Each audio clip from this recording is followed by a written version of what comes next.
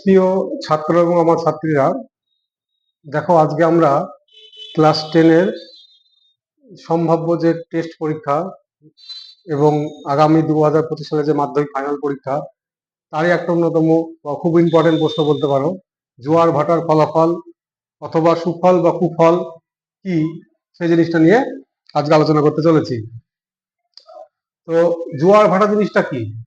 তাহলে যখন আমাদের চাঁদ এবং সূর্যের আকর্ষণে এবং পৃথিবীর কেন্দ্রাতিক বলের প্রভাবে সমুদ্রের জল যখন বিপুল পরিমাণে নদীতে প্রবেশ করে তাকে বলছে জোয়ার। আর নদীর জল যখন আমাদের সমুদ্রে গিয়ে পড়ে সেটা হচ্ছে ভাটা। এই জোয়ার ভাটার ফলে আমাদের কিছু ইতিবাচক দিক আছে এবং কিছু নেতিবাচক দিক আছে, অর্থাৎ সুফল এবং কুফল। তো প্রথম যে পয়েন্ট সেটা হচ্ছে আমাদের কি হচ্ছে, যে 1 নম্বর দ্বিতীয় নৌ চলাচলের সুবিধা। তাহলে যখন আমাদের জোয়ার হচ্ছে তখন কি হচ্ছে, নদীর জলে মানে সমুদ্রের জল নদীতে প্রবেশ করছে এবং প্রবেশ করার ফলে নদীর গভীরতা প্রায় 8 থেকে 9 মিটার বৃদ্ধি পাচ্ছে।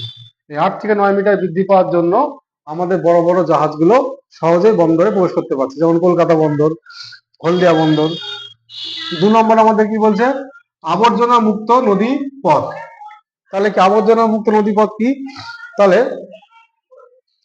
ভাটার টানে যখন জলের সঙ্গে যে পলি আবর্জনা প্রভৃতি সমুদ্রকে যখন পড়ছে তখন কি হচ্ছে, নদী কিন্তু আবর্জনা মুক্ত হয়ে পড়ছে। তাহলে একদিকে জোয়ারের ফলে সমুদ্রের জল নদীতে প্রবেশ করছে, আর একদিকে ভাটার ফলে কি হচ্ছে, নদীতে উপস্থিত যে তোমার পলি আবর্জনা সেগুলো পুনরায় সমুদ্রে মিশছে, ফলে নদী আবর্জনা মুক্ত হয়ে পড়ছে, যেমন আমাদের টেমস নদী। এবার আসছে আমাদের জলবিদ্যুৎ উৎপাদন। তোমরা জানো যে বর্তমানে প্রচলিত শক্তির ব্যবহারের পাশাপাশি অপ্রচলিত শক্তি, যেমন আমাদের জোয়ার ভাটাকে শক্তিকে কাজে লাগিয়ে আমাদের বর্তমানে আমাদের কি হচ্ছে, অপ্রচলিত শক্তি তৈরি করা হচ্ছে, যেমন আমাদের করমণ্ডল উপকূল, সুন্দরবনে, হ্যাঁ, আমাদের এই সব জায়গায় আমাদের কি করা হচ্ছে, জলবিদ্যুৎ উৎপাদন করা হচ্ছে, এক কথায় শক্তি উৎপন্ন করা হচ্ছে। সামুদ্রিক মাছের সমাগম।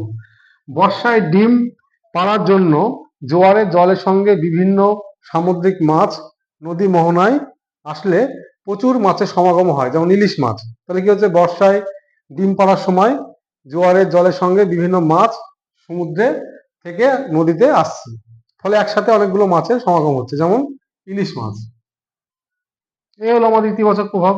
এবার আমরা চলে আসি নেতিবাচক প্রভাব বা কুফলগুলো কি কি, যেমন বান ডাকা। তাহলে কি হচ্ছে, জোয়ারের ফলে আমাদের যেহেতু 8 থেকে 9 মিটার নদীর গভীরতা বেড়ে যাচ্ছে, ফলে কি হচ্ছে, নদীর দুই কূলকে প্লাবিত করছে। এই যে শক্তিশালী তীব্র জোয়ারের ফলে উপকূলে যে প্লাবন সৃষ্টি হয় তাকে বলা হচ্ছে বান ডাকা, যেমন সারাসারি বান। তারপরে বলছে কি, সম্পত্তি এবং মানবীয় ক্ষয়ক্ষতি। উপকূলে জোয়ারের জন্য যে বন্যা সৃষ্টি হচ্ছে, সেই বন্যার ফলে কি হচ্ছে, প্রচুর পরিমাণে কৃষি জমি এবং মানুষের যে সম্পত্তি সেটা আর্থিক দিক থেকে অনেক ক্ষতি হচ্ছে। আমরা জানি যে লবণাক্ত জল সমুদ্রের এবার নদী যখন প্রবেশ করছে এবং নদীর দুই কূল যখন প্লাবিত হচ্ছে, তখন আশেপাশে যে কৃষি জমি সেগুলোতে লবণতার পরিমাণ বৃদ্ধি পাচ্ছে এবং কৃষি জমি নষ্ট হয়ে পড়ছে। পরের পয়েন্ট কি বলছে, জলে লবণতা বৃদ্ধি। জোয়ারের মাধ্যমে নদীর মিষ্টি জল লবণাক্ত হয়ে পড়ছে, ফলে কৃষিকাজ ব্যাহত হচ্ছে। 5 নম্বর পয়েন্ট দেখো, অগভীর নদীখাত সৃষ্টি।